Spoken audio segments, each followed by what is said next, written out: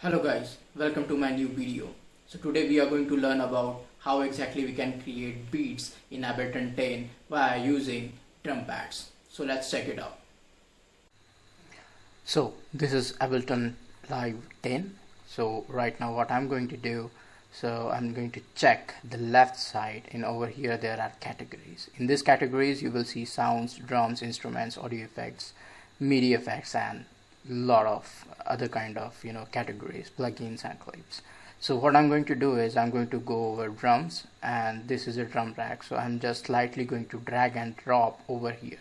So any of the instrument that you want to work with, so you can just drag and drop into this sampling over here, or instrument rack over here. So this is a drum rack, I'm just dragging and dropping it over here. So this is drum rack inside a audio effector, or a channel. Right now what I'm going to do is I can map any kind of a sample in my drum rack as I want to create beats. So you can see in the left corner of Ableton there is samples. You can just scroll and just check kick and just put it in over here. So right now to play this, what you have to do is go over here and just put right, I'm really sorry, put right and just play it. So you can see you can see the MIDI is getting triggered here, and here you can check a blink. A yellow blink will indicate that the MIDI is getting clicked over here. Okay, so rather than having your sample kicks or sample snares, what you can do is even you can add any other third-party tool, just like I do have in plugins. So I can just check over here. So I do have kick, so I will just drag and drop over a drum pad, and now you can hear kick is running. So kick is one kind of nice clean VST plugin, and there are number of categories over here that you can check for bass house, R&B, DnB, hard house, trance, any kind of genre you are playing. You can just find out any kind of kick which is comparable good for your production. Okay, so I'm just going to use default here right now. I don't want to go ahead and create any song, just want to know, just want to give you acknowledgement that how exactly the kick works, or the beat, a drum pad or drum rack works in Ableton. So right now I do have this kick. I can just select any kind of snare, so just go into samples, go here and just check for a snare. So this is a snare that I usually like. So you can just snare, and then after, if you want any kind of any pad or any string or anything else, you can just go ahead and you can just select and just drag and drop. That would work. One more thing what you can do is you can use any kind of EQing effect or compression effect with this. So just click on any of your sample or any VST player that you have dragged and dropped on the drum rack, and next thing that you have to do is get into plugin section and find out any EQ, or into audio effect section and just find out any EQ or any amp or any kind of audio effect that you want to work with this your kick or your snare.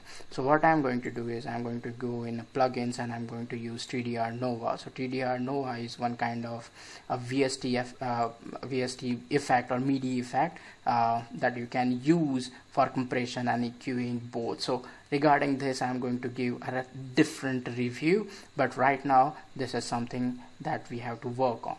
So for this purpose, if I'm having kick, what I'm going to do is I'm going to give it a low pass filter. This sounds nice. And if you want a little dynamic sound of any kick or a snare, for that purpose there is inbuilt compression. So I'm just going to drop a little bit of a compression level to this, and once you just go ahead and click your MIDI where exactly I have mapped. So I have mapped this one for E1, I guess. So yes, E2, I'm really sorry. So whenever I'm going to press my E2 or E1, so at that moment the compression is going to happen. You will listen a dynamicity of this particular kick. So somehow what you can do is you can create your own drums. So let's see, just go over here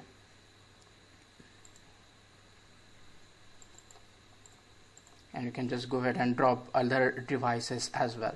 So what now I'm going to do is I'm going to just go ahead and create my own drums. So here you can listen new kick, new snare and shaker. So what we have mapped until now in a drawing mode, what you can do is you can just play on your keyboard like so, like this you can just play, and then you can go ahead over here and you can then map. So what you can see is, so what I did is I just captured my MIDI. Now you can just check at the left side over just below your collection section. There will be an info box. It will give you a total information of where exactly you are pointing and what exactly you're going to do after clicking that particular option. So now after creating your bits, you can just go ahead and map over your session arrangement mode. You can see, so session mode is this and this is the arrangement mode. You can just go ahead and map this, and you can just go ahead and copy paste it until the extent that you want at the beat drop and all over. Like this is it for creating drums or what you can say is beats in Ableton Live 10. Next, what I'm going to show you in my next video is how to map a chord, how to do the chord progression, and how to create your melody which gives ultimate test to that chord progression that you have created. So thank you very much for watching this video. Stay tuned. So guys, if you like this video, please comment, like and share this video and subscribe to my channel to know more about how to create music on Ableton. Thank you very much.